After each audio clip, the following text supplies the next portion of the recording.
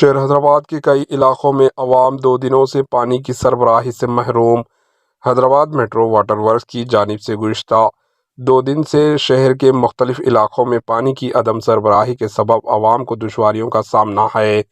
BHEL junction کے قریب pipe line بچھانے اور دیگر کاموں کے سلسلے میں واٹر ورکرز نے 8 مارچ کو مختلف علاقوں میں 12 گھنٹے تک پانی کی عدم سربراہی کا اعلان کیا تھا۔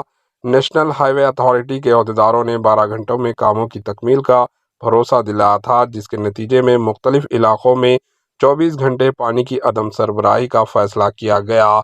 بتایا جاتا ہے کہ 30 سے 40 گھنٹے گزرنے کے باوجود پائپ لائن بچھانے کا کام مکمل نہیں ہوا، جس کے نتیجے میں عوام واٹر ورکس اور نیشنل ہائی وے اتھارٹی پر برہمی کا اظہار کر رہی ہے۔